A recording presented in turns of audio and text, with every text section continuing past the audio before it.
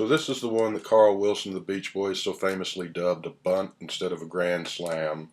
And this brings us to what I call phase two of the Beach Boys' career with Smiley Smile, released September 18th, 1967.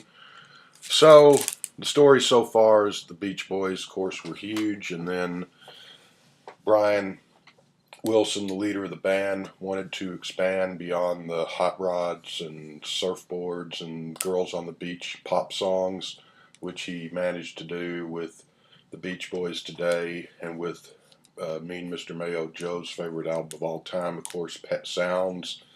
He hoped to top Pet Sounds in either 66 or 67. It was supposed to have come out with an album called Smile. That didn't work out for a variety of reasons, which are you can read about or you can watch my video on the review of that album, the one before this, and my continuing series of Beach Boys albums as they're released. Even though Smile wasn't technically released in '67 like it was intended to be, it wasn't released until I think 2011 or 2012. But I went ahead and put it in there because it kind of made sense. So this is what did come out in its place. The whole Smile experience left Brian in a very fragile state, physically and emotionally, from which it took years to recover, that and other things going on in his life. This is the point where he, with Smiley Smile, where this is credited to being produced by the Beach Boys. I think it says that somewhere on here. But as opposed to being produced by Brian Wilson, as all the albums before this had been, with the exception of, I think, their first album and maybe their second album. He had produced all the albums up to that point. But after the Smile experience, he sort of loosened his grip on control of the band, and the band became a little more democratic as far as production and songwriting and song choices. So we end up with Smile. And the Smile experience not only left Brian Wilson with the fragile psyche, it also irreparably, for the time at least, or really for good, it ruined the Beach Boys' reputation. That and other factors, of course. But by this point in 1967, like I said, this was released September 18th, 1967. It only went to number 41 on the U.S. chart. That was the lowest, their lowest showing yet. Maybe their first album didn't chart. I don't remember the chart position of that, but their lowest position otherwise on any of their albums. In England, they always liked the Beach Boys more than they did in America, at least past this point. I guess they liked them just as much in America in the early days, but it went to number 9 in the UK. So, yeah, this is confusing to me, not being a huge Beach Boys expert, that I'm not sure if Smile was supposed to be an album, and if Smile would have happened, Smiley Smile never would have happened, because some of the things I've read makes it look like there kind of were plans to do an album called Smile, and there were plans to do something called Smiley Smile. I could be wrong about that, I don't know, but interesting to see what would have happened, of course, if Smile would have came out, what it would have done for the band, where they would have gone, and how the reputation would have been. At this point, though, they were just kind of basically, something I read I thought was a good quote. They became cultural dinosaurs almost overnight. They were seen as just impossibly out of touch and old-fashioned and square, as compared to what the Beatles and the Rolling Stones were doing, and the Kinks and the Who, and bands that had been around earlier in '63 and '64 and sort of grown and changed, and as compared to the new bands that were coming around in '66 and '67, the Doors and the Grateful Dead and Cream and Jimi Hendrix and all that. And so basically they were just pretty much forgotten.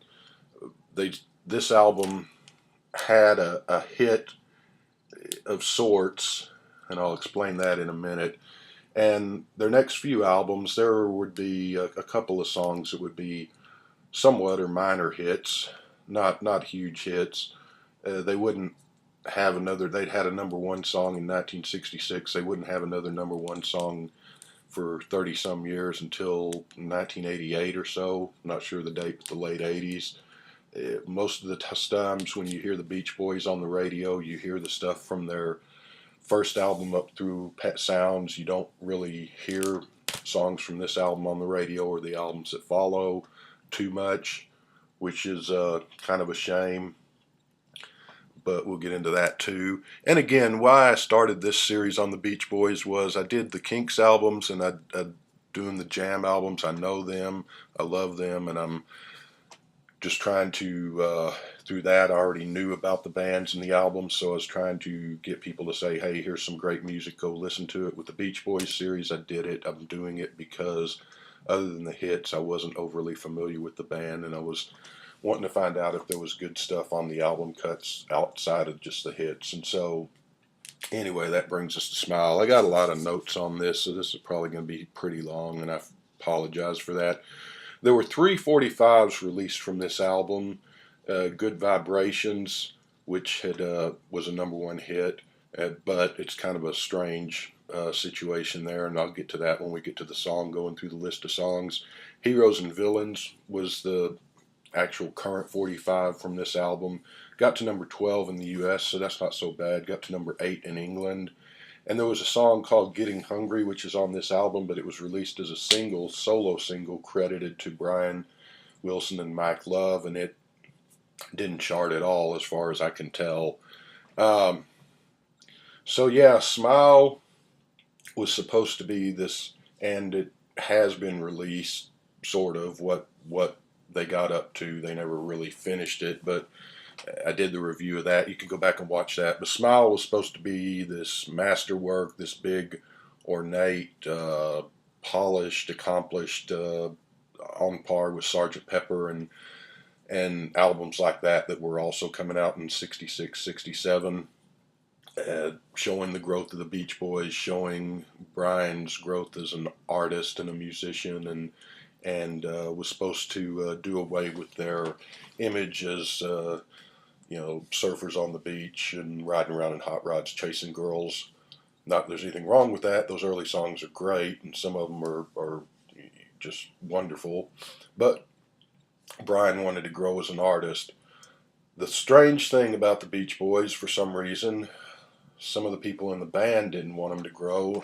Capitol Records didn't want them to grow, it doesn't seem, and their fans didn't want them to grow, it doesn't seem. They wanted them to just stay that band doing California Girls and fun till Daddy Takes the T-Bird Away type songs, which in a sense they kind of, because I've skipped ahead and listened to a couple of the albums that come out after this, somewhat kind of they did that, and it turns out to be to their own detriment. It's just funny that the fans and the record labels didn't seem to have any qualms with the Beatles and the Who and the Rolling Stones and bands like that evolving and progressing and changing. Certainly the Beatles didn't sound like Love Me Do and I Want to Hold Your Hand in 1966 and 7, and neither did the Rolling Stones or the Kinks to what they were doing back in 64 and so forth. With the Beach Boys, for some reason, that just people didn't seem to want that. And so they became the cultural dinosaurs almost overnight. They were supposed to play Monterey Pop. They pulled out because Smile was not ready like they thought it would be, so they didn't have any new material to play, so they pulled out. So the story goes that the counterculture, the young kids, kind of turned against them and just thought they were, out of date and square and yesterday's paper, and lost interest in them, which is why this album probably only got to number 41. But turning to the album, does have its fans. Pete Townsend is said to be a big fan. Robbie Robertson of the band, the singer in Aerosmith, the old guy that looks like a weird old woman, he's said to like it a lot. Never was an Aerosmith fan, so Joe Perry or Steven Tyler, whichever one that is. But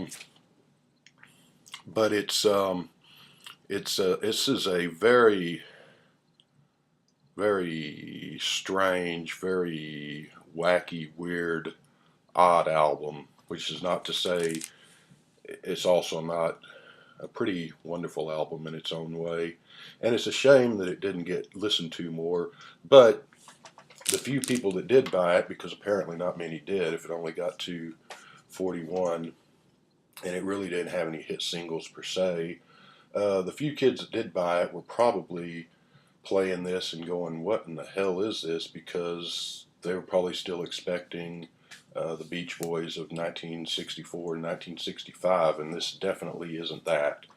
So, but it's an interesting album. It's a very cool album in its own way. It's a very psychedelic album, and it's strange because this plays more like English psychedelia than it does American psychedelia, which English psychedelia is more childlike, uh, not childish, but childlike, more whimsical and more mystical, whereas American psychedelic records of the Summer of Love tended to be more heavy rock, freak out, or more hippy dippy pastoral music.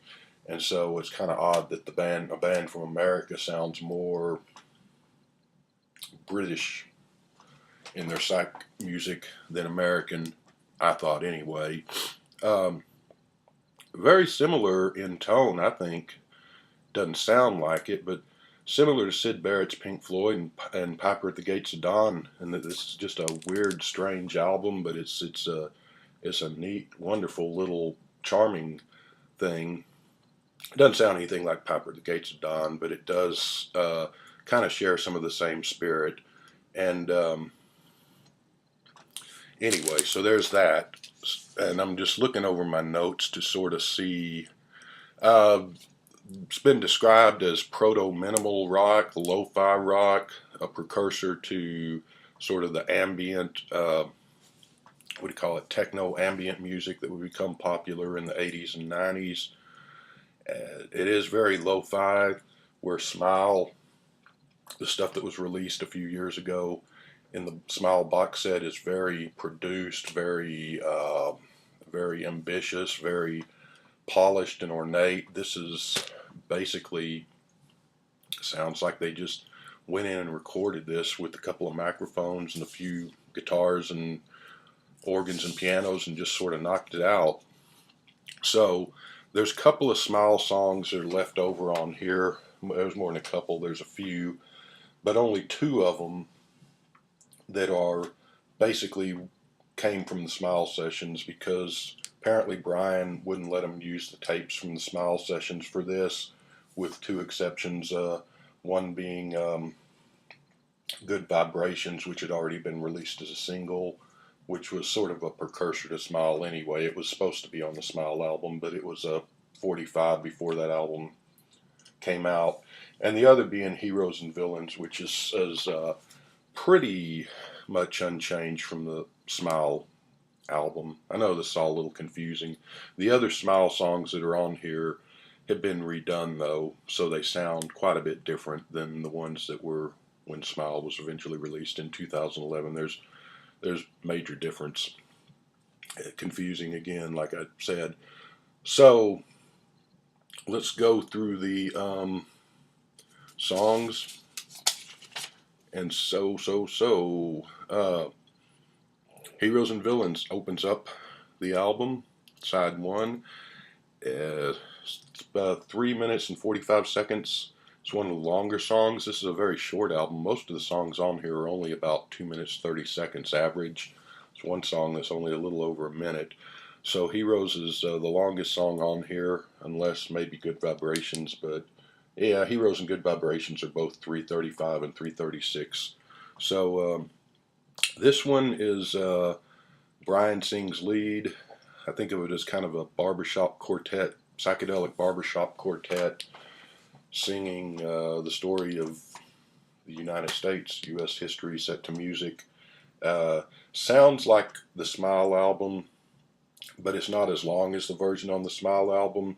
And when I the Smile album, the box set, it's got 5 discs in a vinyl album, and it's got discs of just take after take after take of heroes and villains of different lengths, and they had different bits of songs in the middle that were taken out from this as just a straight song, and heroes and villains kind of pops up again and again throughout the album. Smile, kind of a recurring theme.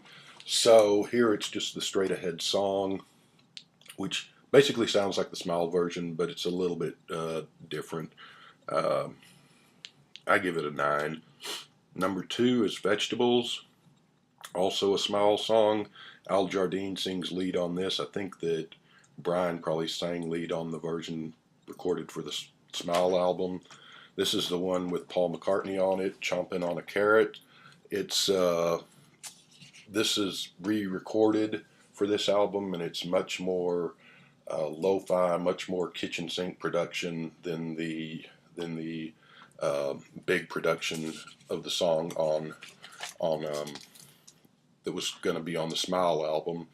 The lyrics, I guess, are sort of a paean to eating healthy. I don't know. Lyrics on this whole album are kind of impressionistic more than straight ahead common sense lyrics, or half the time you don't really know what they're singing about. Not really a drawback. It's just, you know. And I think of this version of Vegetables versus Smile's version of Vegetables is sort of Revolution by the Beatles versus Revolution 1 on the White Album. Same song, just done differently. Both versions are great, so it kind of depends on which one you're in the mood for. I give the version here an 8. I don't remember what I gave the Smile one, but I'd probably, if I had to choose, the Smile version's a little better, but this one's pretty great too. Number 3, and this is where things get really weird. Fall Breaks and Back to Winter, the Woody Woodpecker Symphony.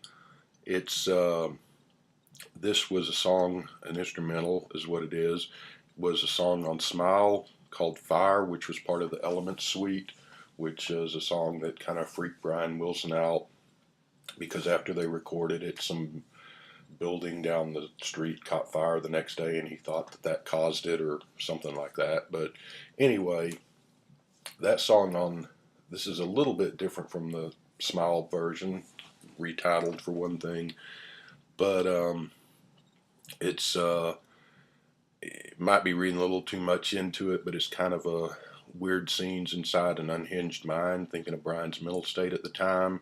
It's just a strange, kind of an ominous Halloween cartoon music thing that's just a strange, weird song. And it's a good, it's not, it's an instrumental, so no one's singing. There are some wordless vocals in the background, but it's great as a bridge song. Probably not so great as a standalone song that you pick out just to listen to by itself, but it's still pretty good. I give it a 6. Another weird one, number 4 song on here, She's Going Bald. Mike Love sings the lead, which is kind of funny because I think he wrote the lyrics to it. He was starting to go bald at the time. He's a goofball, but anyway, this is very lo-fi, very just they're in the studio just goofing around and recording a song. Dennis, I guess it's Dennis playing. It sounds like he's either patting his hands on a cardboard box or bongos as far as the percussion, but it's got great singing. There's 3-way harmony, the 3 of them singing and going in different directions with their voices. Really good. Short. Then about 52 seconds in, it gets really strange. It speeds up, and then you get this sped up singing, which gives way to a spoken word part, which I guess is Brian doing the speaking. I don't know. Really strange. Reminds me a lot of a Captain Beefheart song on Trout Mask Replica, the one about the bobbin, and I can't remember the title of it off the top of my head. But just a real strange song, real cool song, and I give this song a 9 because I like it. And then it sort of morphs into a surf guitar doo-wop thing. And as far as what the song's about, Brian said the song is funny and current for the time, which being Summer of Love and Psychedelic Summer in 1967 is probably true. He says he's not sure if it's about the fact that Mike Love was starting to go bald or not. Dennis Wilson said he thought the song was about oral sex and it made him laugh. And Mike Love said we were all so stoned at that point that who the hell knows what it's about. And I guess I'll go with that. There was a Smile song called He Gives Speeches, which this was sort of reworked into. Anyway, like I said, I give that one a 9. It's cool. Last song on side 1 is called Little Pad. Carl sings lead with Brian singing backup. Begins off, they all definitely sound stoned and laughing, but it's then it goes into sort of a Hawaiian sounding pop song, sort of a sunshine pop and Hawaiian song. It's about them wanting to have a, crap, damn it.